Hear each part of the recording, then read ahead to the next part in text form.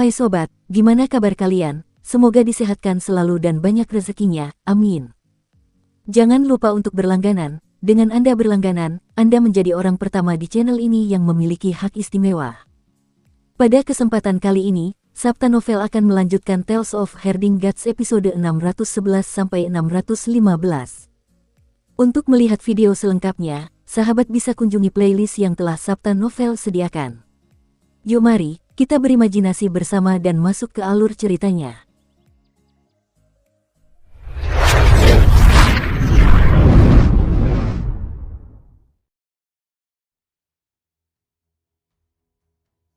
Santo penebang kayu memukul kepalanya dengan keras dan berkata dengan marah, "Mana sopan santunku?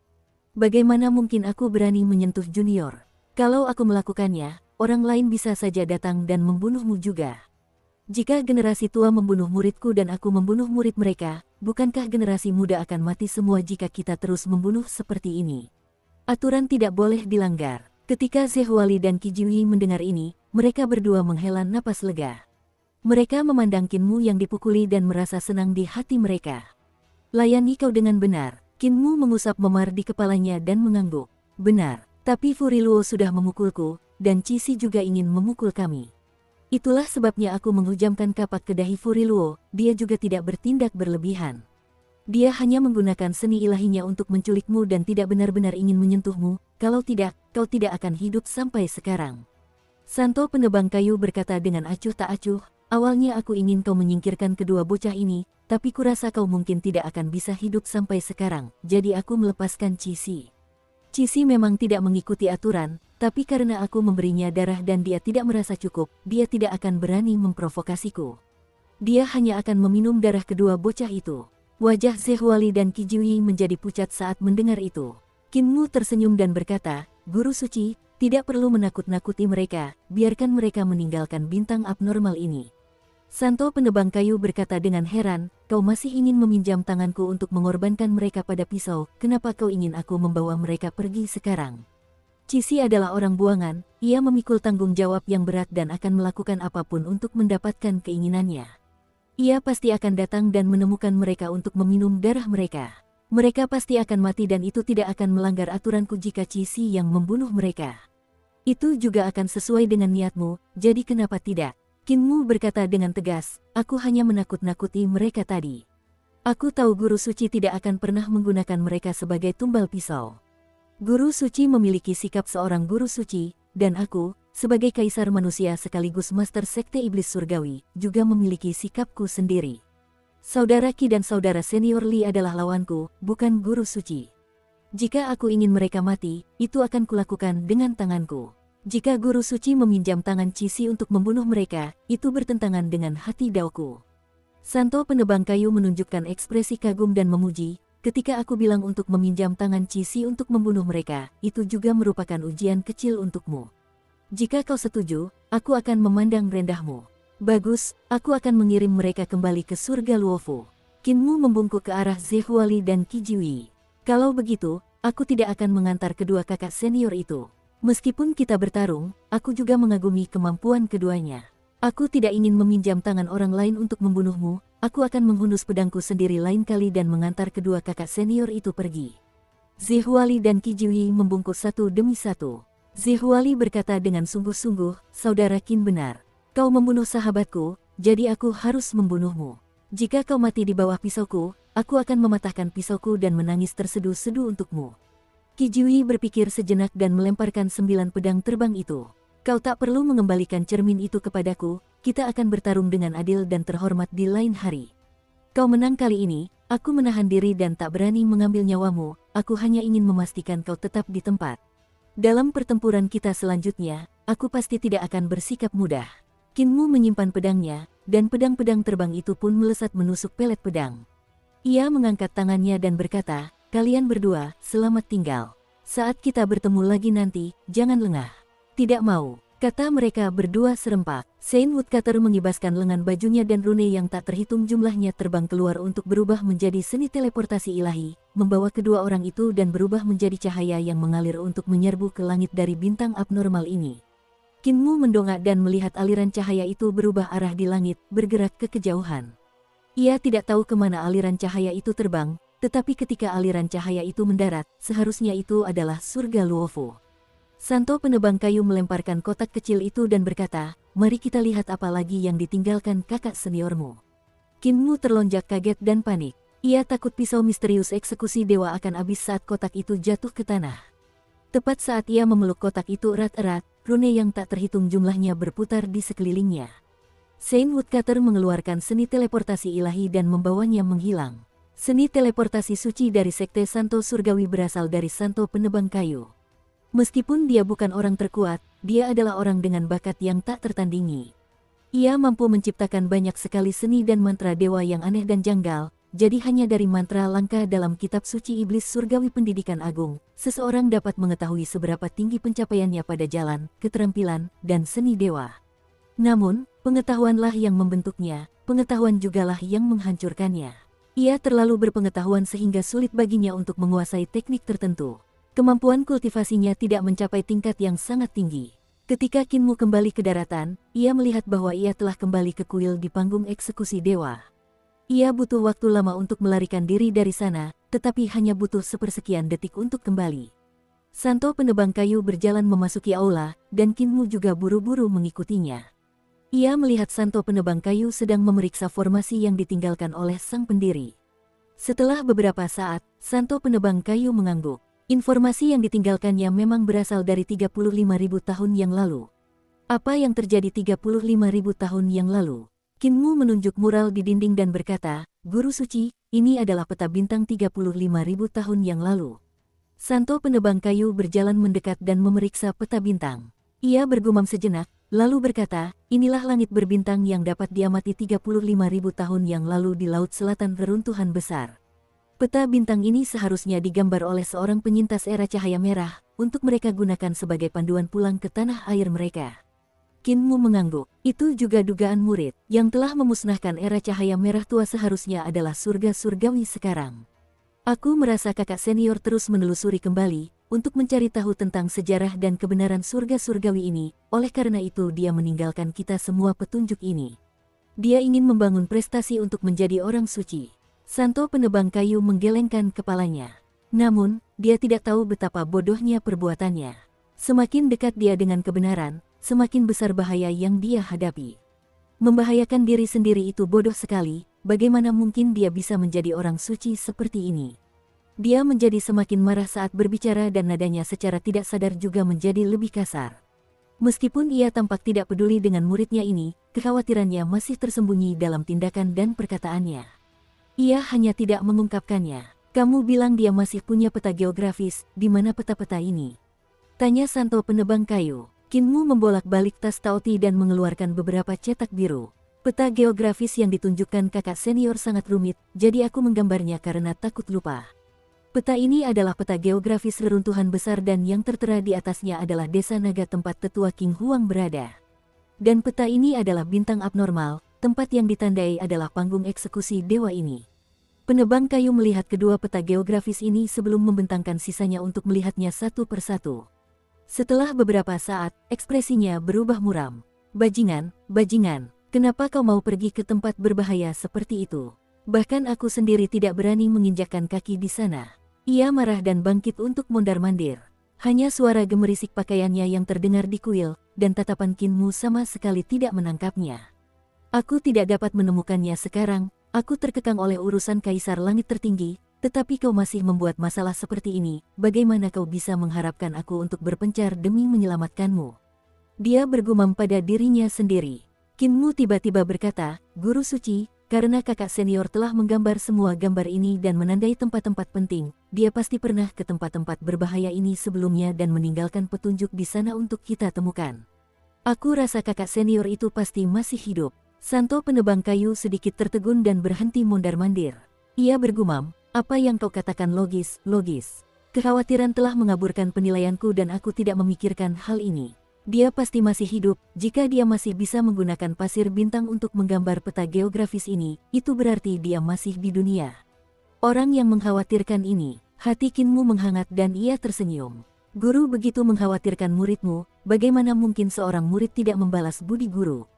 Guru suci begitu mengkhawatirkan kakak senior, jika suatu hari nanti aku juga menghilang, guru suci pasti juga akan mengkhawatirkanku. Kamu terlalu banyak berpikir, jangan sentimental pada diri sendiri. Santo penebang kayu menatapnya dan menggelengkan kepala.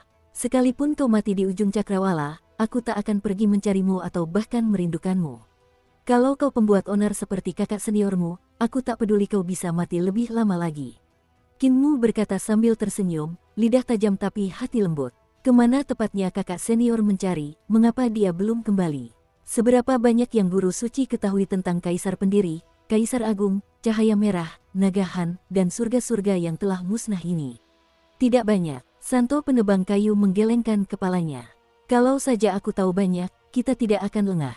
Kaisar Pendiri tidak akan bersembunyi di desa bebas sampai sekarang. Semua dinasti masa lalu tiba-tiba runtuh di masa kejayaannya, dan pasti ada banyak rahasia di dalamnya yang menunggu untuk diungkap. Dia menghela napas dan berkata, aku ingin pergi ke desa bebas untuk bertanya kepada Kaisar Pendiri mengapa dia tidak ingin kembali, mengapa dia tidak mau bertarung lagi. Namun aku juga tidak tahu jalan menuju desa bebas. Jika suatu hari nanti kau kembali ke desa bebas, bantu aku bertanya kepadanya. Kinmu mengangguk, murid pasti akan bertanya padanya. Santo penebang kayu berkata, hancurkan peta-peta geografis ini. Kakak seniormu tidak tahu betapa seriusnya masalah ini dan hanya tahu cara menerobos. Jika kau mengikutinya untuk menemukan kebenaran, kau pasti akan mati. Kinmu tersenyum, peta-peta geografis ini semuanya sudah ada di kepala murid. Saint Woodcutter menatapnya dan Kinmu tersenyum diam-diam. Santo penebang kayu mendengus dan mengibaskan lengan bajunya saat ia berjalan keluar dari kuil. Ia mengamati sekeliling dan melihat banyak mayat dewa di tangga batu. Panggung eksekusi dewa ini adalah panggung eksekusi dewa di surga seorang praktisi kuat tahta kaisar. Ini telah mencapai kutukan besar yang bahkan lebih ganas daripada pisau ini.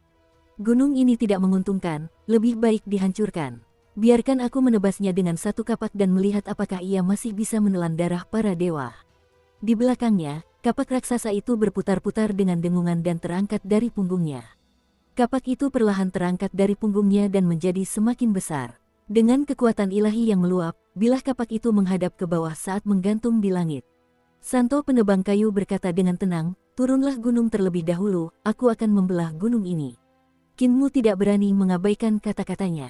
Ia bergegas menuruni gunung. Tepat saat ia berjalan menuju tangga batu, ia mendengar suara gemuruh dari belakang, dan Kinmu buru-buru menoleh ke belakang.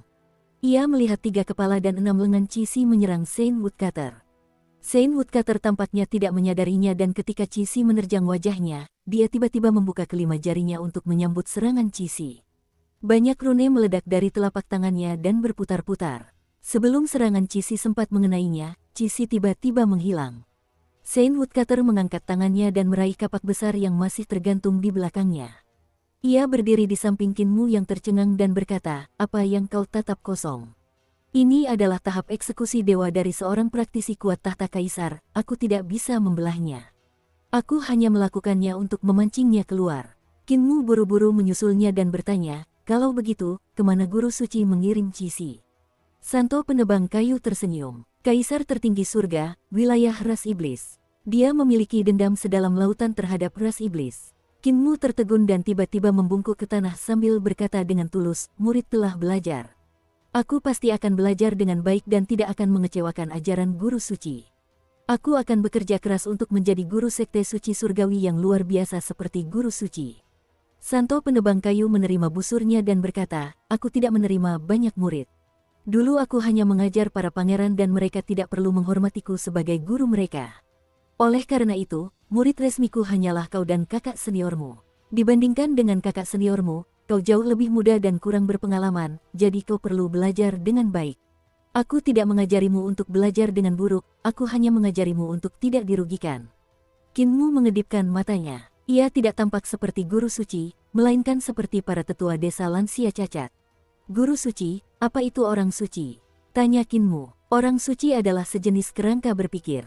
Mereka tiba di dasar panggung eksekusi dewa dan Santo penebang kayu mengamati gunung suci ini sambil berkata dengan tenang, aku pernah berkata kepada kakak seniormu, kau perlu menetapkan 3 hal untuk menjadi seorang santo, menetapkan gagasan dalam tulisan, mendirikan sekte, dan menetapkan pahala. Setelah ketiga hal ini ditetapkan, Kerangka berpikirmu akan mencapai tingkat yang begitu tinggi sehingga tak seorang pun dapat menandingimu, hanya dalam hal kerangka berpikir. Seorang santo perlu memiliki gagasan dalam tulisan, barulah ia dapat membangun indoktrinasi sekte, untuk mengajar semua kehidupan dan memecahkan pertanyaan mereka dengan menyampaikan ajarannya, untuk menyingkirkan duri dan duri, untuk membuka jalan bagi mereka. Qin Mu tertegun dan berteriak, mendirikan indoktrinasi kultus. Bukankah itu mendirikan kultus orang suci surgawi dan menyebarkan ajarannya? Santo penebang kayu menggelengkan kepalanya dan berkata, itu bukan mendirikan sekte, melainkan mendirikan doktrin sekte. Mendirikan sekte terlalu dangkal. Ketika Anda mendirikan sekte, akan ada pertikaian antar sekte dan juga pertikaian antar gagasan dalam tulisan. Jika demikian, gagasan dalam tulisan akan lenyap. Otak Qin Mu meledak dan dia tiba-tiba teringat pada para pemimpin sekte terdahulu yang tinggal di Fengdu dan dia tidak dapat menahan bayangan air mata mengalir di wajah mereka. Mereka bangga dengan identitas mereka sebagai master sekte orang suci surgawi, tetapi mereka tidak tahu bahwa semuanya salah jika menyangkut orang suci penebang kayu. Santo penebang kayu berjalan menuruni gunung suci ini dan sesekali ia mengambil bongkahan batu. Batu-batu besar itu langsung meleleh dengan kekuatan sihirnya dan berubah menjadi pilar-pilar batu yang dihiasi ukiran-ukiran indah. Pilar-pilar itu ditanam di dasar gunung suci dengan formasi yang aneh. Mendirikan kultus berarti membangun indoktrinasi kultus. Bagaimana caranya membangun indoktrinasi kultus? Membuka pendidikan, membangun sekolah, menyebarkan bakat, melakukan pekerjaan nyata, meneliti jalur, keterampilan, dan seni ilahi, semuanya untuk penggunaan sehari-hari masyarakat umum. Dia berkata dengan lembut sambil menyempurnakan pilar batu teleportasi, ketika suatu negara lemah, mereka mencoba untuk mereformasi agar menjadi kuat, memperkuat negara. Metode pemurniannya tidak secanggih Mute, tetapi juga sangat cepat. Ia dengan cepat mencetak rune untuk seni teleportasi ilahi di pilar-pilar batu. Ketika masyarakat lemah, sampaikanlah ajaran-ajaran yang dapat memberi manfaat bagi masyarakat dan menguatkan masyarakat. Ketika prajurit lemah, perbaiki dan tingkatkan persenjataan, perkuat rakyat. Penguasa yang linglung, sampaikan protes, sampaikan pernyataan yang tegas, anjurkan penguasa untuk berganti. Jika penguasa tidak berubah, sampaikan protes kedua, jika masih belum ada perubahan, pilih penguasa baru. Tidak ada jalan menuju surga, lakukan reformasi, ubahlah hukum surgawi agar sesuai dengan dunia. Jika surga tidak berubah, lakukan reformasi untuk mencari perubahan. Jika masih tidak berubah, tebanglah surga untuk membangun jalan. Seperti yang dia katakan secara rinci, mereka secara tidak sadar berjalan setengah putaran mengelilingi gunung. Qin Mu mendengarkan dengan saksama, dan ketika Santo penebang kayu selesai menyampaikan ideologinya, Qin Mu tiba-tiba berkata, Guru Suci, persyaratan untuk menjadi seorang santo terlalu tinggi. Saya mengingat dengan saksama semua orang yang pernah saya temui dan dengar sebelumnya, tetapi tidak ada yang dapat memenuhi persyaratan seorang santo. Mampukah Anda melakukan semua ini? Santo penebang kayu menghentikan langkahnya dan bebatuan gunung di udara meleleh membentuk pilar-pilar batu. Saint Woodcutter tidak bergerak sama sekali dan tanda-tanda pada pilar batu juga berhenti berubah. Qin Mu merasa gelisah dan mengutuk dirinya sendiri karena terlalu banyak bicara. Ia melirik sekilas dan melihat air mata mengalir di wajah pria parubaya yang mengenakan pakaian penebang kayu itu. Saya pernah berpikir saya bisa melakukannya. Suara Santo penebang kayu terdengar agak serak saat ia berkata dengan nada sedih, dulu aku berpikir aku bisa menjadi orang suci dan orang lain juga memanggilku orang suci. Kupikir aku bisa membangun indoktrinasi kultus dan memperkuat diri melalui reformasi, untuk memperkuat kekaisaran-kaisar pendiri, untuk memperkuat rakyat yang lemah, untuk membiarkan orang-orang memiliki kemampuan luar biasa, untuk mengubah militer yang lemah dan membiarkan mereka memiliki kekuatan yang dapat membuat musuh-musuh kita takjub. Aku masih berpikir aku bisa memastikan penguasa tidak akan bingung, memastikan jalan menuju surga, dan bahkan memastikan aku bisa membangun pahala dan mengalahkan kemerosotan. 3 poin terakhir, aku gagal melakukannya. Berdebar, pilar batu yang masih belum sempurna itu jatuh ke tanah dan tertancap di lumpur.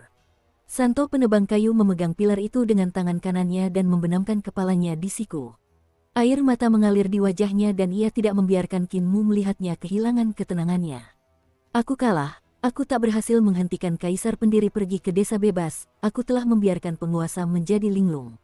Aku kalah, kupikir aku bisa mengubah hukum dan jalan, untuk mengubah jalan surga, namun surga memusnahkan kekaisaran kaisar pendiri dan mengakhiri era kaisar pendiri. Aku kalah, aku tak berhasil membangun jasa dalam pertempuran terakhir itu. Aku kalah, Qin Mu, aku bukan orang suci yang kau cari, aku juga tidak bisa mengajarimu apapun, aku hanyalah seorang pecundang. Kinmu menatapnya dengan tatapan kosong dan emosi yang sama tengah membuncah dalam dadanya.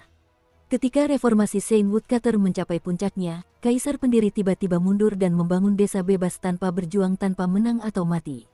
Dengan demikian, semangat juang Woodcutter pun meredup. Ia melihat kaisar pendiri mundur dan menyaksikan kekaisaran kaisar pendiri yang mereka bangun dengan susah payah berubah menjadi abu. Ia harus menyaksikan rekan-rekannya berjuang dan gugur demi cita-cita yang sama, menyaksikan mereka dipenggal, memercikkan darah hangat mereka ke tanah yang dulu dikenal.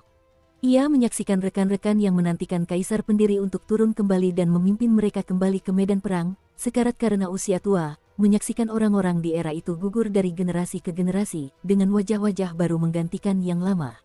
Kemunduran dan rasa sakit di hatinya adalah sesuatu yang tidak dapat dibayangkan oleh orang lain. Kinmu tiba-tiba berteriak, "Guru suci, bisakah kau ajarkan jalan orang suci kepadaku?" Santo penebang kayu menyeka air matanya dengan lengan bajunya, lalu berbalik untuk menatapnya. Kinmu berkata dengan penuh semangat, "Aku ingin mewarisi ajaranmu dan terus menapaki jalan ini, melanjutkan reformasi, menebas penguasa jika mereka bodoh, menebas surga jika tidak ada jalan." Wajah Saint Woodcutter muram dan dia menggelengkan kepalanya, "Kamu tidak bisa." Kemarahan Kinmu mereda dan ia mengepalkan tinjunya dengan marah. "Kenapa aku tidak bisa? Pemahaman dan kemampuan kakak senior agak buruk, dan pemahamannya tentang mendirikan sekte sama dengan pemahaman tentang mendirikan sekte suci surgawi, tapi aku tidak sebodoh itu." Santo penebang kayu menggelengkan kepalanya, "Kakak seniormu memang agak bodoh dan dungu, tapi kau juga tidak lebih baik. Darahmu mudah naik ke kepala dan kau terlalu sibuk bekerja, meskipun terkadang kau pandai, kau kurang fokus. Emosimu mudah meledak-ledak dan kau merasa semuanya baru bagimu, ingin mempelajarinya lebih lanjut. Meskipun kau punya pemikiran, pemikiranmu belum cukup mendalam. Meskipun kau punya keyakinan, keyakinanmu belum cukup stabil, hati daunmu masih belum sekuat gunung dan sungai, sampai pada tahap di mana ia tidak berubah. Kau tidak cocok untuk menjadi orang suci, setidaknya, kau saat ini masih belum cukup." Kinmu berkata dengan keras, "Aku bisa berubah, aku bisa belajar. Aku tidak sabar lagi." Santo penebang kayu memperlihatkan senyum hangat dan suaranya menjadi lembut, "Murid yang baik, aku benar-benar tidak bisa menunggu selama itu lagi." Kinmu menjadi linglung. Santo penebang kayu terus menyempurnakan pilar batu ini dengan benar sebelum melangkah maju. Kinmu mengikutinya tanpa bersuara dan melihatnya selesai menyempurnakan pilar teleportasi satu persatu. Setelah beberapa waktu, Santo penebang kayu akhirnya menyelesaikan tata letaknya dan melirik Kinmu yang tampak sedih. Ia berkata sambil tersenyum, "Jangan bermuka masam, kalau aku tidak tahu banyak tentangmu, aku pasti akan berpikir hati daomu selemah harimau hitam itu. Ayo kita naik gunung." Kekecewaan di wajah Kinmu lenyap dan dia mengikutinya kembali ke puncak panggung eksekusi dewa ini. Saint Woodcutter mengeksekusi seni teleportasi ilahi dan pilar-pilar batu bersinar terang saat rune yang tercetak di pilar-pilar batu memancarkan cahaya. Rune-rune itu bersinar ke udara dan berubah menjadi tulisan dan rune yang indah dan aneh. Rune-rune ini saling terhubung di udara dan berputar makin cepat. Untuk menggerakkan seluruh tahap eksekusi dewa ini, bahkan makhluk seperti Saint Woodcutter perlu terlebih dahulu mengubah seni teleportasi ilahinya menjadi sebuah formasi terlebih dahulu, baru setelah itu ia dapat memindahkannya. Cahaya memancar di tengah gemuruh dan panggung eksekusi dewa bangkit dengan gemuruh, berputar-putar dan terbang bersama cahaya. Kinmu berdiri di atas gunung suci ini, lalu menoleh ke belakang, menatap bintang abnormal yang semakin menjauh. Bintang itu segera menghilang dari pandangannya. Di sekelilingnya terbentang ruang gelap tak terbatas yang kosong dan sunyi. Sesekali ia bisa melihat bintang-bintang yang tak tertandingi indahnya. Kinmu tiba-tiba berkata, "Guru suci, saya merasa ada seseorang yang bakat dan pemahamannya lebih baik dari saya, dan dia sesuai dengan kriteria Anda. Saya ingin merekomendasikannya untuk bertemu dengan Anda." Santo penebang kayu sedikit terkejut dan tersenyum, "Baiklah. Tapi, kau tak perlu memanggilku guru suci lagi, panggil saja aku guru." "Guru." Semburan cahaya bersinar turun dari langit surga Luofu dan menyinari sebidang tanah di depan altar pengorbanan. Rune-rune rumit yang tak terhitung jumlahnya muncul di tanah di bawah sinar cahaya, terus berubah. Ketika cahaya menghilang, sebuah panggung eksekusi dewa yang besar dan megah tiba-tiba muncul. Saint Woodcutter berjalan menuruni panggung eksekusi dewa dan kapak raksasa di belakangnya terbang untuk menebas pintu yang mencapai surga kaisar tertinggi. "Bawa dia menemuiku." Kinmu membungkuk, "Baik, guru." Kaisar tertinggi surga, Kotali. Guru Kekaisaran Perdamaian Abadi dan sekelompok cendekiawan dari berbagai akademi sedang merancang senjata roh untuk menyerang kota dan pertempuran skala besar. Kinmu menghampiri dan berkata kepada Guru Kekaisaran Perdamaian Abadi, "Guru Kekaisaran, Santo Penebang Kayu ingin bertemu denganmu." Tubuh Guru Kekaisaran Perdamaian Abadi bergetar hebat saat dia menatapnya dengan heran dan gembira.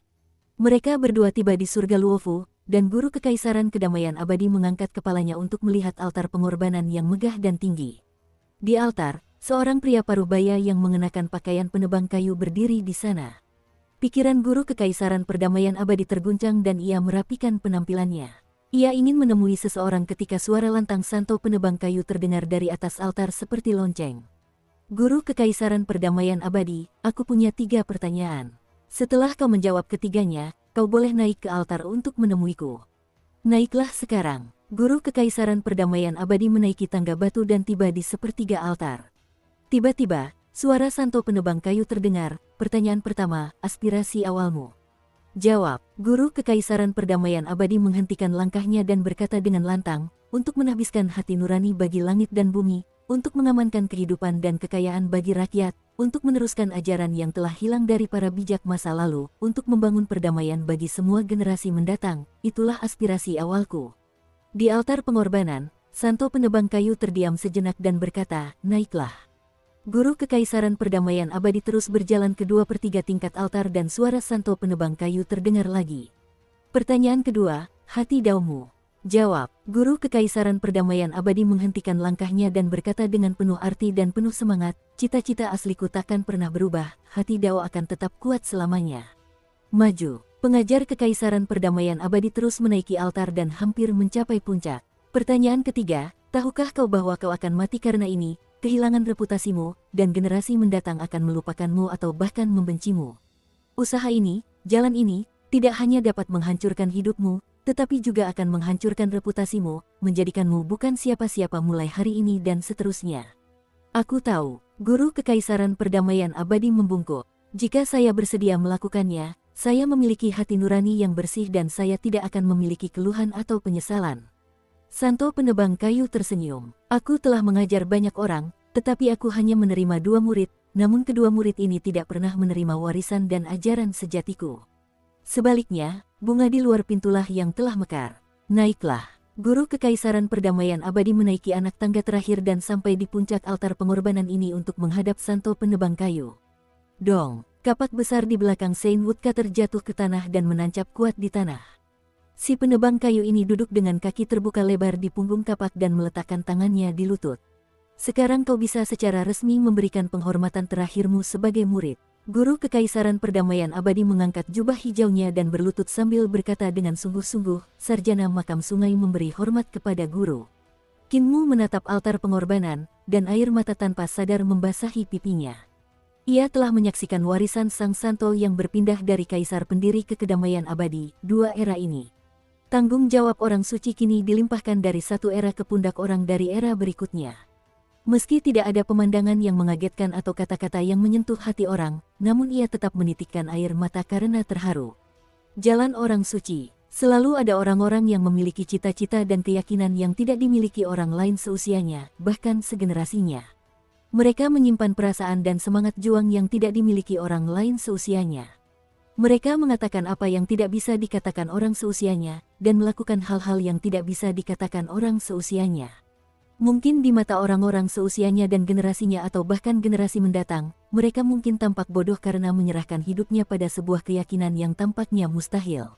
Namun mereka yang mendorong sejarah dan mendorong generasi untuk maju adalah orang-orang dengan keyakinan dan cita-cita yang tak tergoyahkan yang tampaknya menggelikan. Guru Kekaisaran Perdamaian Abadi menjadi murid Santo Penebang Kayu di altar pengorbanan. Santo Penebang Kayu mengulurkan tangannya untuk memegang sikunya. Ia berkata sambil tersenyum, "Mungkin kesuksesanmu di masa depan akan lebih besar dan lebih tinggi daripada kesuksesanku. Saat kau melihat diriku yang sekarang di masa depan, kau akan menjadi guruku." Kinmu berjalan menuju altar pengorbanan dan melihat Guru Kekaisaran Perdamaian Abadi sedang melakukan ritual murid sambil berdiri di samping Santo Penebang Kayu. Ia berkata sambil tersenyum, "Guru, adik junior, saya terlambat selangkah." Guru Kekaisaran Perdamaian Abadi tercengang, lalu kerutan dahinya berubah menjadi senyuman. "Kakak kedua." Wajah Kinmu langsung berubah muram. Kurasa Raja Surgawi masih harus memanggilku Master Sekte Qin. Kakak kedua kedengarannya aneh sekali. Guru Kekaisaran Perdamaian Abadi tertawa terbahak-bahak. Kinmu tertegun, lalu tersenyum. Kenalannya dengan Guru Kekaisaran Perdamaian Abadi tidaklah lama, dan ia baru bertemu dengannya setelah masuk Imperial College. Baru setelah itu mereka mulai mengobrol. Di masa lalu, Guru Kekaisaran Perdamaian Abadi adalah orang yang tidak main-main. Ia memiliki keyakinan teguh dan hati dao, mampu melakukan apa saja untuk mencapai apa yang diinginkannya. Pikirannya sedalam laut dan wajahnya setenang sumur tua. Tak ada ekspresi yang terlihat di wajahnya. Dia seperti dewa sempurna yang tidak memiliki perasaan manusia. Namun, setelah sekian lama berhubungan dengannya, Kinmu perlahan-lahan menemukan emosi manusia pada Guru Kekaisaran Perdamaian Abadi. Ia perlahan-lahan berubah dari dewa menjadi manusia. Dan ketika Guru Kekaisaran Perdamaian Abadi tertawa terbahak-bahak, Kinmu merasa hati daunnya tiba-tiba telah menyeberang ke alam lain, alam yang tak dapat ia pahami. Alam itu seperti dewa namun bukan dewa, seperti manusia namun bukan manusia. Ia berada di dalam 7 kasih sayang dan 6 keinginan, tetapi ia juga berada di luarnya. Ia memiliki rasionalitas absolut Tuhan, tetapi ia tidak memilikinya juga. Orang seperti itu, Kinmu sudah tidak bisa memahaminya. Pemahaman Guru Kekaisaran memang lebih luar biasa daripada pemahamanku. Ia mengalami peningkatan drastis dalam pola pikirnya setelah bertemu guru penebang kayu hanya dalam waktu singkat ini. Seperti yang diharapkan dari Santo yang muncul setiap 500 tahun sekali. Kinmu menghibur dirinya sendiri dan berkata, namun, beruntungnya aku adalah tubuh penguasa. Selama aku bekerja cukup keras, aku dapat mengaktifkan semua potensi tubuh penguasa dan melampauinya. Saint Woodcutter berkata, Kinmu, kamu bisa kembali ke Supreme Emperor Heaven sekarang. Aku butuh waktu lama untuk berdiskusi dengan adikmu. Kinmu ragu-ragu dan bertanya, bagaimana dengan Senior Tiger dan Nenek? Apakah pertarungan mereka dengan Yuluosha dan Mutuluo membuahkan hasil? Santo penebang kayu berkata, Mutuluo mengenakan pakaian wanita itu dan ia dipukuli sampai mati oleh harimau hitam. Di sisi lain, Yuluosha diselamatkan oleh Furiluo. Wanita dan harimau hitam itu kembali ke surga kaisar tertinggi. Seperti dugaanku, Kinmu tersenyum. Santo penebang kayu membukakan jalan menuju surga kaisar tertinggi untuknya, dan Kinmu berlama-lama enggan masuk. Guru, saya akan mendengarkan di samping saja, saya tidak akan bicara. Sebagai kakak senior, jika ada yang tidak diketahui adik junior, saya juga bisa memberinya beberapa petunjuk. Benarkah, adik junior? Penebang kayu suci mencengkeram kerahnya dan mendorongnya ke dalam lorong. Kinmu berencana berlari kembali untuk mendengarkan, tetapi lorong itu sudah tertutup. Guru Kekaisaran Perdamaian Abadi bertanya sambil tersenyum, Guru, mengapa Anda tidak membiarkan kakak senior Qin mendengarkan? Dia tidak cocok. Santo penebang kayu berkata, sifatnya sebenarnya tidak cocok untuk jalan kita. Menurutmu, kakak keduamu itu orang seperti apa? Guru Kekaisaran Perdamaian Abadi bergumam sejenak, lalu berkata, ceria, bersemangat, tak bisa diam, selalu terburu-buru dengan kepala panas, namun tetap licik dan teliti. Dia sangat cerdas dan mampu memikirkan apa yang orang lain tak bisa pikirkan. Dia seringkali mampu memikirkan ide-ide yang bahkan tak terpikirkan olehku.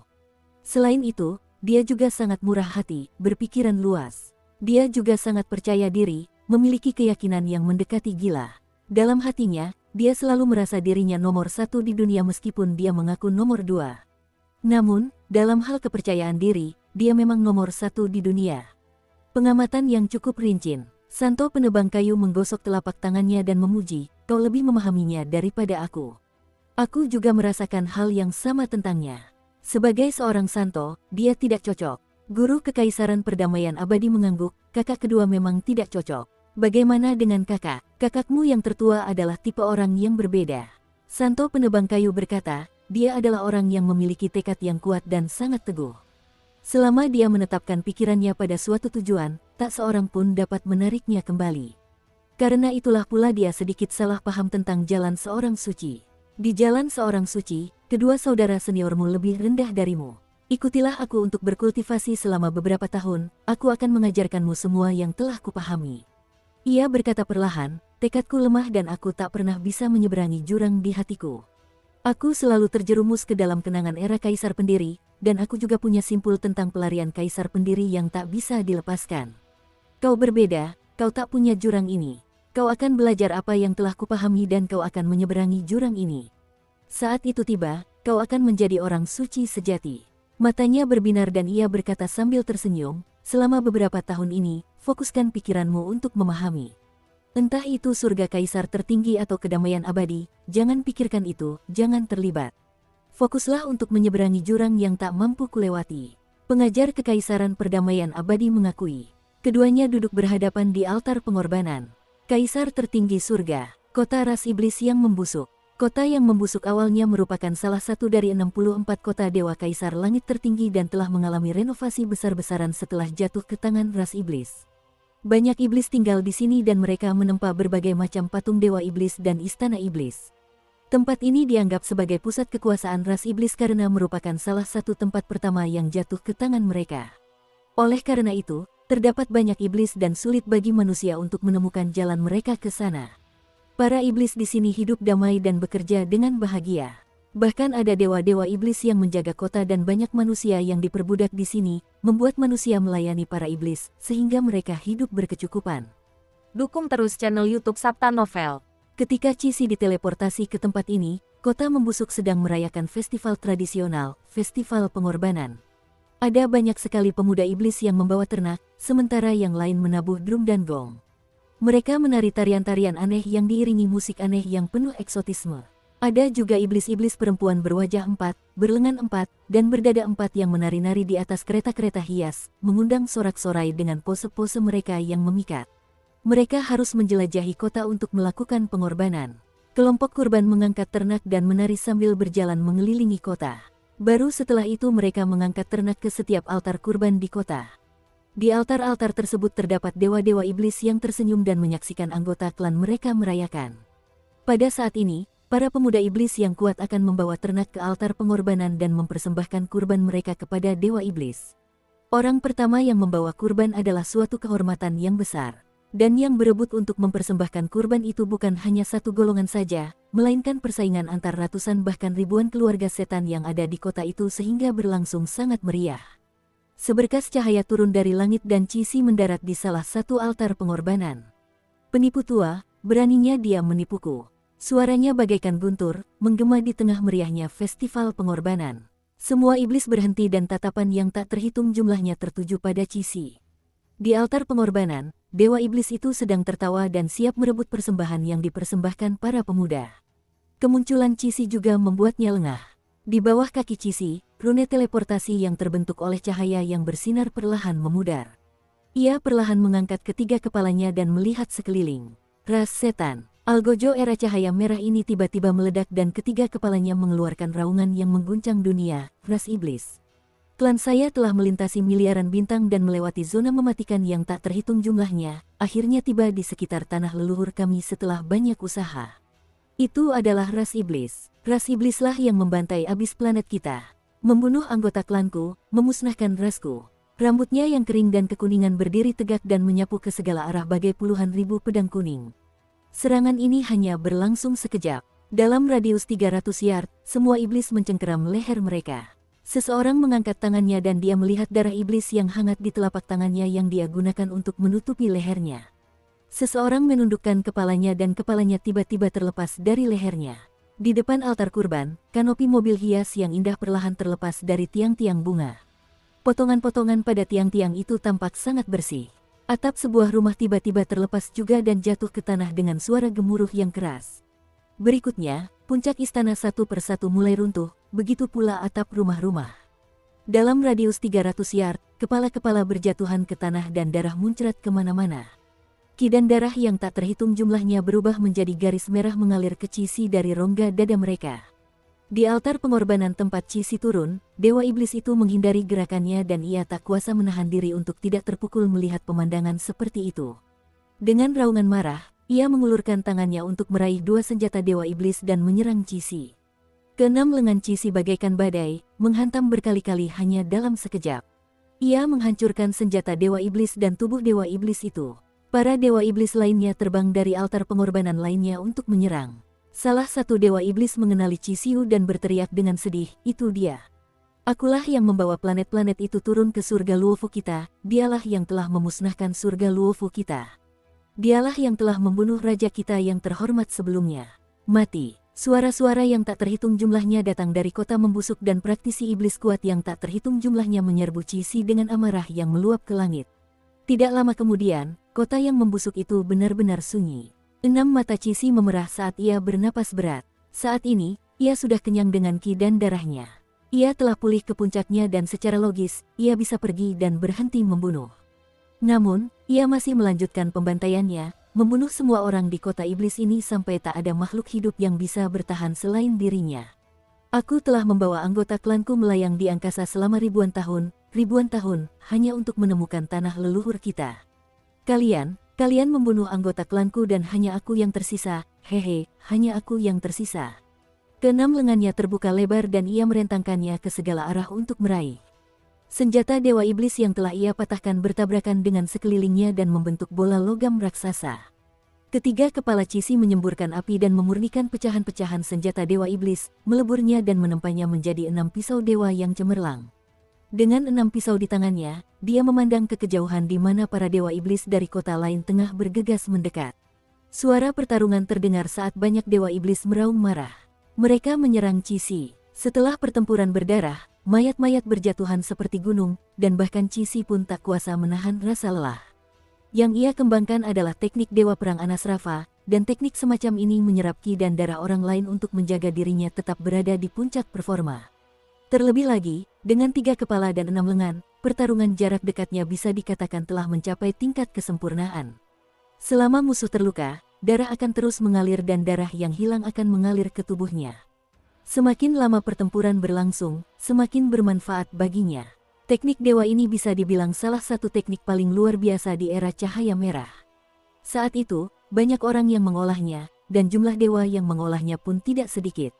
Oleh karena itu, para dewa di era cahaya merah biasanya memiliki penampilan 3 kepala dan 6 lengan. Teknik Anasrafa Fighting God memiliki 2 kelemahan. Yang pertama adalah membebani tubuh secara berlebihan sehingga seseorang akan merasa tubuh jasmaninya lelah. Namun, ki dan darahnya justru menjadi semakin kuat.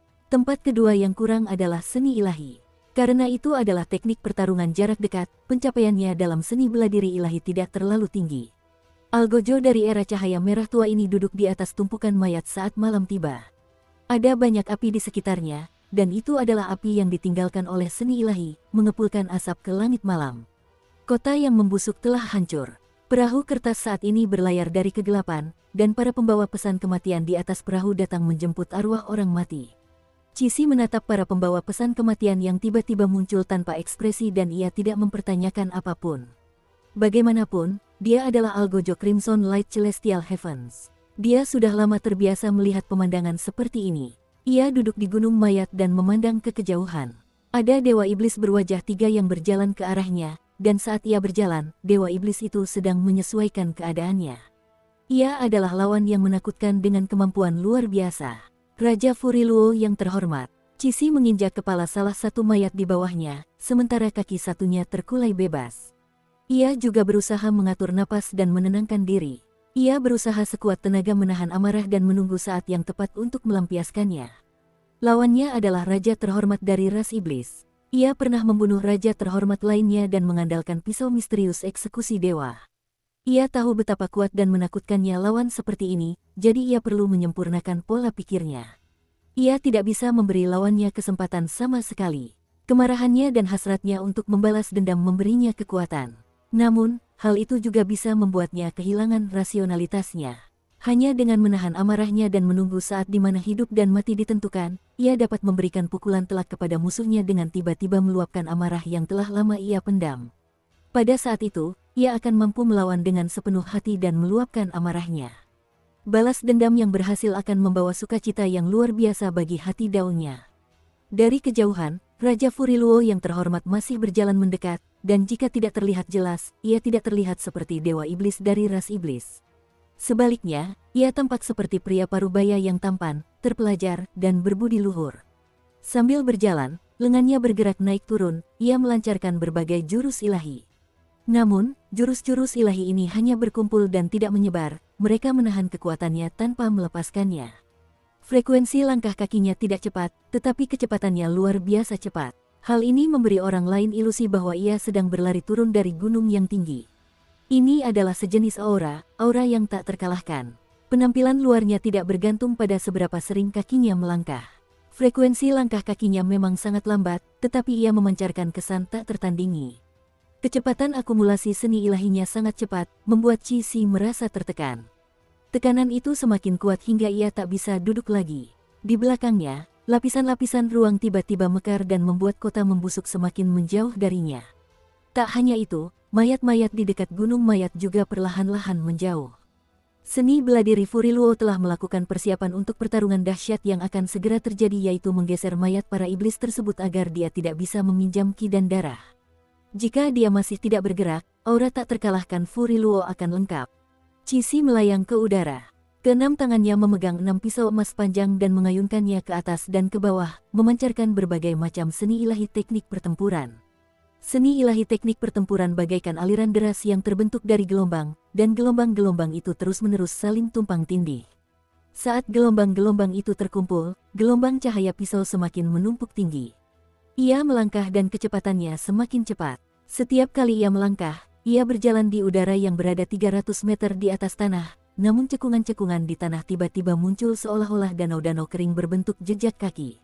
Tanah bergetar dan danau-danau kering dengan jejak-jejak kaki bermunculan silih berganti. Bahkan gunung-gunung pun runtuh karena diinjak. Ia mendekati Furiluo yang berjalan dengan tenang dengan kecepatan yang luar biasa mengerikan. Danau jejak kaki muncul dengan cepat di depan Furiluo dan jaraknya hanya 600 yard dari Furiluo. Dua eksistensi yang mengerikan akhirnya bertabrakan. Jauh di menara kota Lee City, Kinmu baru saja bersiap untuk beristirahat ketika dia melihat cahaya datang dari barat saat ini. Di barat, tempat itu adalah wilayah kekuasaan ras iblis. Pemuda yang berdiri di menara kota memandang ke kejauhan sementara cahaya memancar di langit malam. Meskipun jarak dari sini ke sana jauh, cahayanya tetap sangat menyilaukan mata. Cahaya itu bagaikan pohon yang sangat kokoh, dan pohon besar itu tiba-tiba menjulang tinggi saat cahaya yang deras melesat ke langit. Bahkan di kota Lee, ia bisa melihat pilar cahaya itu tumbuh ke atas. Berikutnya, cabang-cabang yang cemerlang tak tertandingi bercabang keluar dari pohon gundul ini dan cabang-cabang pohon itu memperlihatkan bentuk-bentuk kilat yang menyilaukan. Kinmu melihat dan mencoba menggunakan keterampilan kebangkitan 9 mata surga untuk melihat aktivitas di sana, tetapi dia sama sekali tidak dapat melihat situasi di sana dengan jelas dengan penglihatannya saat ini. Dengan jarak sejauh itu, dia tidak dapat melihat gunung setinggi 100.000 kaki, apalagi sosok dewa. Tetapi dia dapat membayangkan betapa hebat dan dahsyatnya situasi pertempuran itu. Mungkinkah Furiluo dan Qi Shi telah bersilang tangan?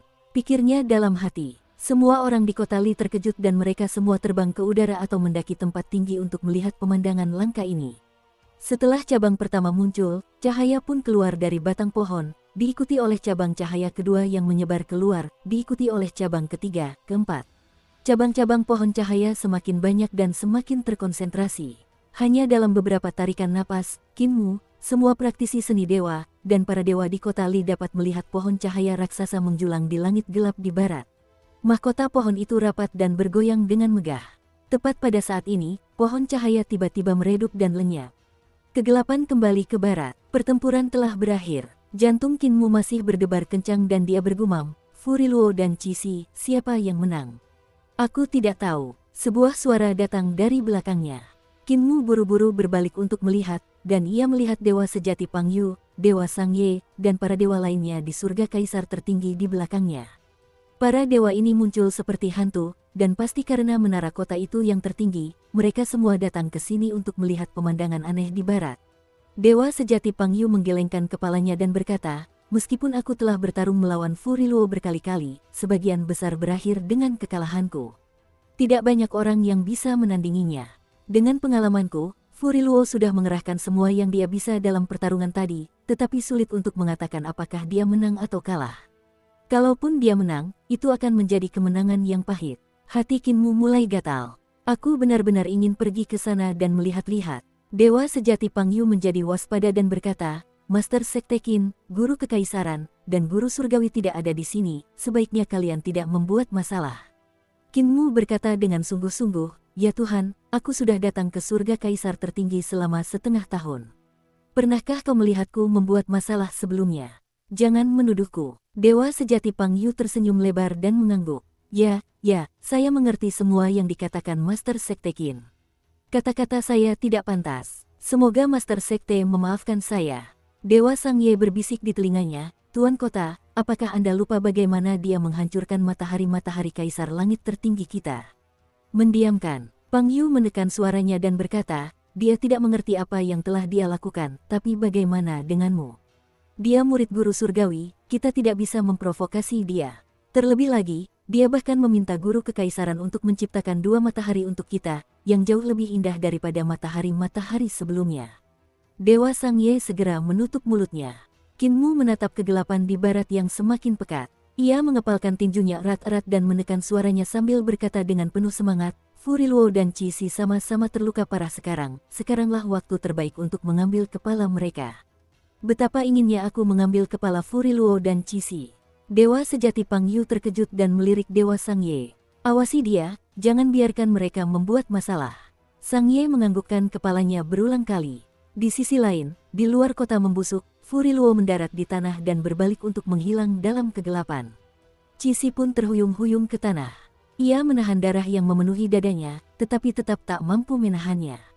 Tubuhnya tiba-tiba terbelah dan darah busuk menyembur keluar dengan deras. 3 kepala dan 3 mulutnya terus-menerus menyemburkan darah. Tubuhnya menyusut dalam sekejap dan ke-6 pisau di tangannya hancur berkeping-keping. Baik Fu Riluo maupun dirinya memang menderita luka parah, dan keduanya tak pernah bicara sepatah kata pun dari awal hingga akhir. Hanya terdengar suara pertarungan yang samar, dan dalam waktu singkat pertarungan itu, mereka berhasil saling melukai dan hampir kelelahan. Alasan mengapa Fu Riluo berbalik untuk pergi adalah karena dia memiliki banyak luka di tubuhnya dan dia khawatir Qi Si akan mengambil kesempatan untuk merebut Qi dan darahnya, oleh karena itu mundur adalah metode terbaik untuk membunuh Qi Si. Dia hanya membutuhkan Dewa Iblis tanpa luka untuk maju dan mereka akan dapat mengambil nyawa Qi Si dengan mudah. Sebagai orang bijak dari ras iblis, dia sangat jernih, jauh lebih jernih daripada siapapun. Qi Si juga mengerti mengapa Fu Riluo mundur sehingga ia tahu ia tidak bisa tinggal di sana lebih lama lagi. Dewa-dewa iblis mungkin akan datang tak lama lagi untuk mengambil nyawanya. Namun, Qi dan darahnya telah mengering sehingga ia tak bisa berjalan lebih jauh. Ia akan ditangkap oleh dewa iblis dan ketika saatnya tiba, kematiannya sudah di depan mata. Apakah aku akan mati di sini? Qi Si berlutut dan ketiga kepalanya tertunduk. Hatinya tertekan. Aku bahkan belum kembali ke tanah leluhur, belum kembali ke klanku yang bersembunyi, untuk memberitahu mereka tentang situasi tanah leluhur, aku tidak bisa menerima ini. Jauh di kota yang membusuk, gumpalan gas hitam melayang-layang di antara mayat-mayat bagaikan hantu. Terkadang seperti pohon kecil, terkadang seperti batu keras. Ada pula bendera-bendera kecil di sekeliling gumpalan gas hitam ini yang melayang-layang, menyerap Ki Iblis, dan merenggut jiwa-jiwa yang hancur yang tidak diinginkan oleh para pembawa pesan kematian. Gumpalan gas hitam ini melayang dan mengalami banyak transformasi. Terkadang, ia bahkan mendarat di api dari seni ilahi, berubah menjadi api. Tak lama kemudian, gumpalan gas hitam ini mencoba mendekati Qi Si dan tampak ragu-ragu. Jelas ia ingin mendekat dan memeriksa apakah Qi Si sudah mati, untuk mencari harta. Namun, ia justru khawatir. Kamu manusia, kata Qi Si tiba-tiba. Gumpalan gas iblis itu terkejut dan berubah menjadi semak pada saat berikutnya. Qi Si melanjutkan, kau tak perlu bertransformasi di hadapanku, aku sudah tahu penyamaranmu. Jika kau bisa menyelamatkanku, aku akan menerimamu sebagai muridku. Aku akan mengajarimu seni tertinggi era cahaya merah, teknik Dewa Perang Anasrafa, yang akan memberimu keuntungan besar. Semak itu bergetar dan semak itu pun menghilang.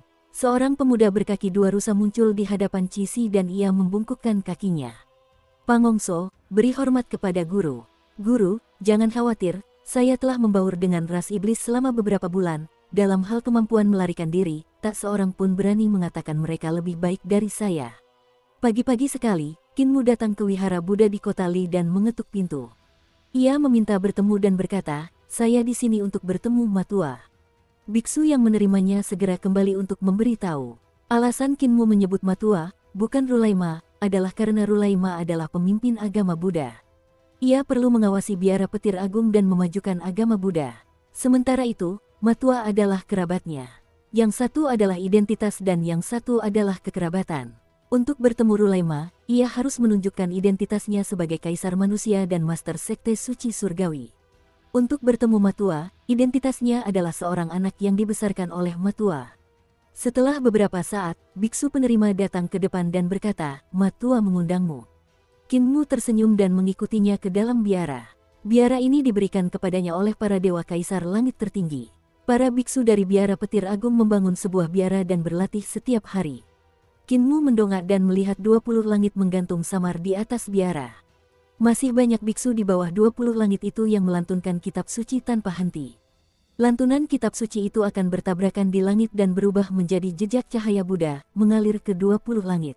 20 surga itu adalah surga agama Buddha dan penampakan 20 surga yang melayang di atas biara itu tidak nyata. Kinmu mengalihkan pandangannya. Saat itu, ia melihat seorang tetua sederhana yang telah melepas jubah rulainya dan menatapnya sambil tersenyum. Matua, Kinmu menjadi gelisah. Sejak Matua menjadi rulaima dari biara petir agung, mereka tidak bisa bertemu sesering dulu.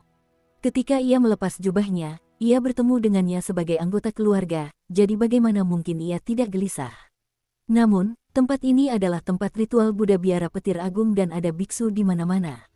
Ia perlu mengendalikan perasaannya dan tidak menimbulkan masalah bagi Matua, masalah yang berkaitan dengan pikiran. Kakek Ma, bukankah kalian sudah menghubungi 20 surga sejak lama? Kinmu sedang menenangkan pikirannya dan bertanya dengan rasa ingin tahu, mengapa kau masih mencoba menghubungi 20 surga? Mungkinkah para Buddha di alam Buddha tidak mengajarkan teknik dan keterampilan tingkat tinggi? Mereka sudah memberi, tapi tidak banyak. Matua membawa mereka ke sisi para biksu yang sedang melantunkan mantra dan mencoba terhubung dengan alam Buddha.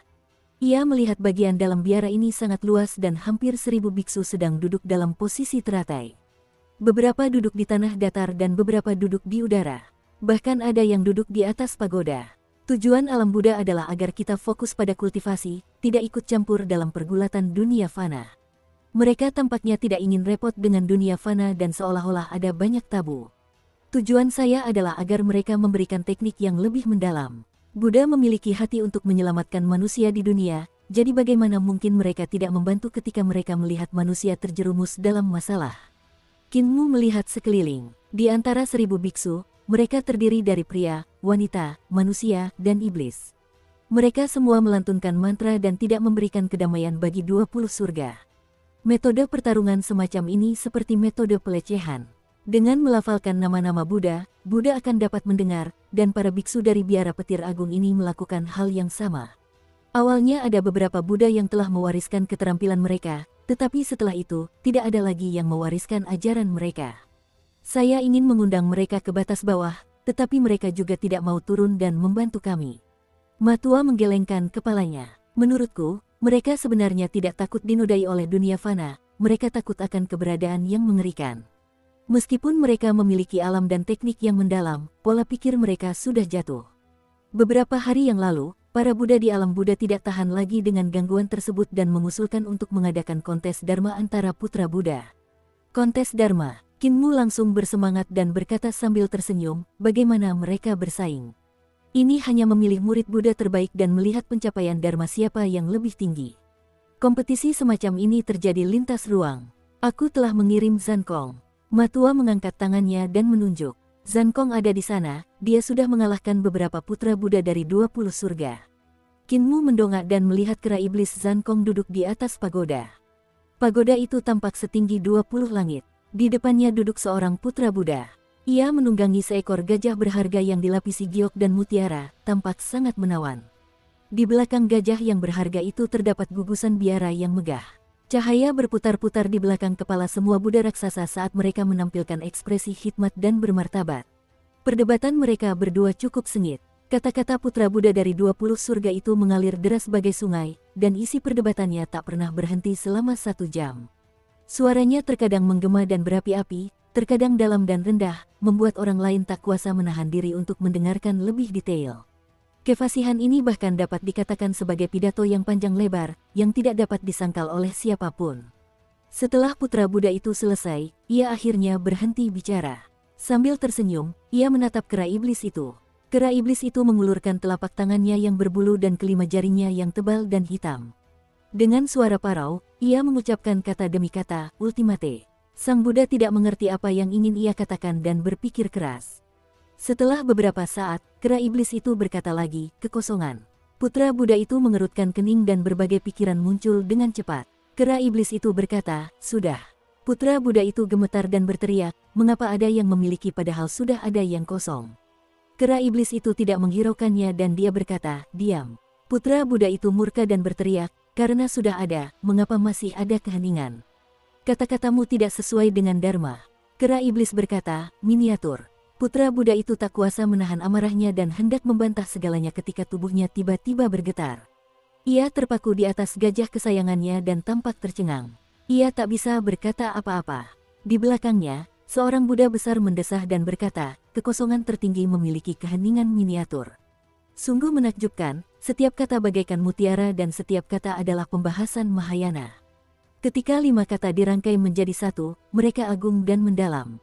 Kong Siang, kau telah berbicara selama 1 jam dan menyampaikan pidato yang panjang, tetapi sayang sekali kata-katamu tak dapat dibandingkan dengan 1 kata pun di antara 5 kata-katanya. Kau telah kalah, mundurlah. Putra Buddha itu bangkit dari gajah yang berharga itu dan membungkuk ke arah kera iblis sebelum terjatuh kembali. Kinmu tercengang dan bingung. Ia bertanya kepada Matua, kakek Ma, apakah orang besar itu benar-benar memiliki akar kebijaksanaan? Matua berkata dengan sungguh-sungguh, akar kebijaksanaannya sangat besar. Bahkan lebih tinggi dari akar kebijaksanaanku dan lebih tinggi dari Mingxin. Pada saat ini, putra Buddha lain datang dari surga di atas yang sebelumnya, dan di belakangnya diikuti beberapa Buddha bertubuh besar. Tepat saat ia duduk, putra Buddha ini bersinar terang di sekelilingnya dan cahaya yang menyilaukan memancar dari 20 surga, menerangi semua orang di biara. Saat sinar agung Buddha ini menyelimuti segalanya, para biksu di biara tercengang. Putra Buddha ini memiliki kultivasi dharma yang begitu tinggi. Kera iblis itu mengangkat tangannya dan menangkis di depan matanya. Tangannya yang besar menangkis sinar Buddha dan bayangan telapak tangannya menerpa wajahnya. Tepat ketika putra Buddha yang baru saja duduk ingin berdebat, ia sangat terkejut ketika melihat pemandangan ini. Rasa manis menyerbu tenggorokannya saat ia memuntahkan seteguk darah segar.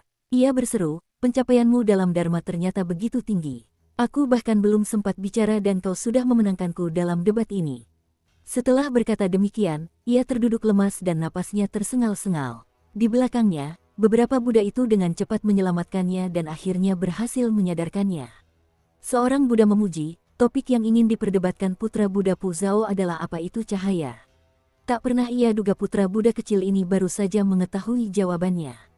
Ia benar-benar tak memiliki halangan dalam berdebat. Mengagumkan, mengagumkan. Kinmu tercengang. Dengan susah payah, ia mengalihkan pandangannya dari punggung kera iblis itu dan menatap Matua dengan ragu. Dia sudah tidak bisa memahami perdebatan semacam itu.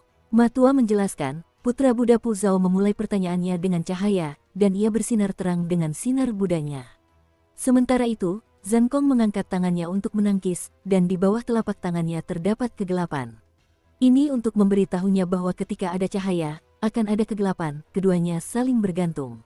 Karena itu, perdebatan putra Buddha Pu Zhao terhenti dan ia tidak dapat mengungkapkan semua yang terpendam di dadanya, menyebabkannya muntah darah. Dari sini, kita dapat melihat akar kebijaksanaan Zankong.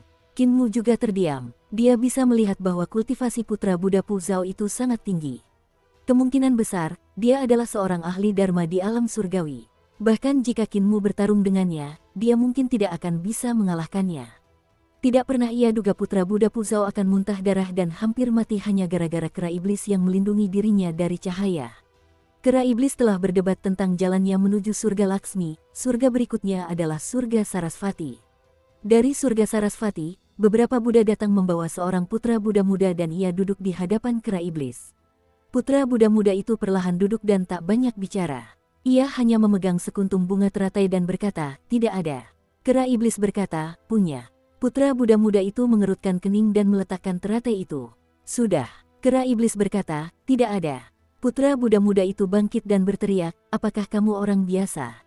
Kera iblis itu menggelengkan kepalanya, aku, suci. Putra Buddha muda itu bertanya dengan suara memekakkan telinga sambil berteriak, apakah Anda seorang Buddha suci? Si kera iblis menggelengkan kepalanya lagi, aku, biasa saja. Wajah putra Buddha muda itu memerah dan ia berkata dengan marah, ketika tanganku punya, kau bilang tidak ada, ketika tidak ada di tanganku, kau bilang punya. Kau bilang kau seorang Buddha suci, jadi ketika aku bertanya apakah kau seorang Buddha suci, kau bilang kau orang biasa. Apa yang kau coba katakan? Para Buddha di belakangnya mengerutkan kening dan memanggil beberapa Vajra untuk mengawalnya turun. Seorang Buddha meminta maaf kepada kera iblis, maafkan dia, saudara junior, hatinya sekarang sedang kacau. Ketika memperlakukan ketiadaan sebagai keberadaan, terkadang ketiadaan muncul ketika keberadaan, ketika hati seseorang suci, kesucian juga biasa. Si kera iblis membalas salam itu namun dia tidak berbicara. Kinmu tercengang dan kepalanya membengkak. Ia memegangi dahinya sambil berkata kepada Matua, Matua, aku sudah tidak mengerti apa-apa. Aku tidak punya akar kebijaksanaan ini, lebih baik aku tidak mendengarkannya. Matua berkata sambil tersenyum, dulu aku setua Zankong, aku tak pernah bisa mencapai prestasi seperti itu.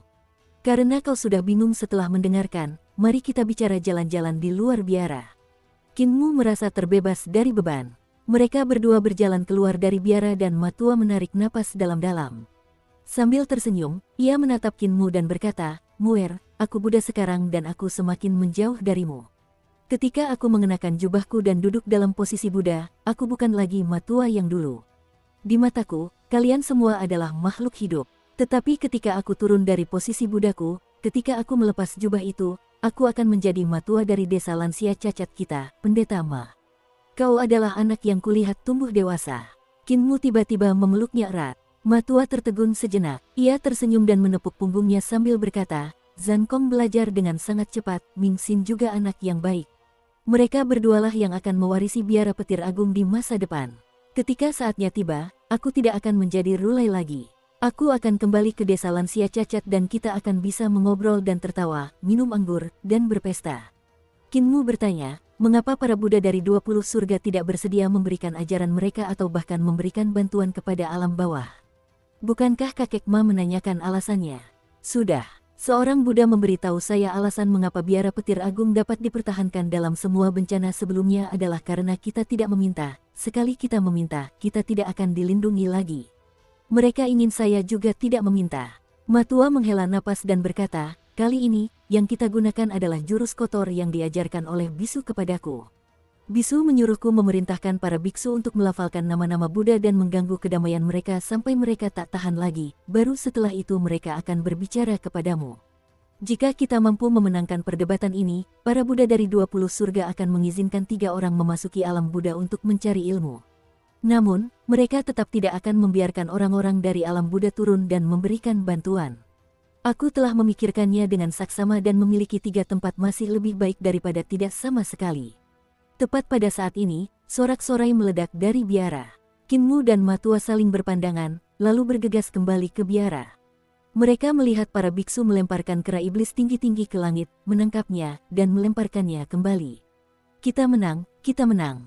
Semua biksu bersorak kegirangan.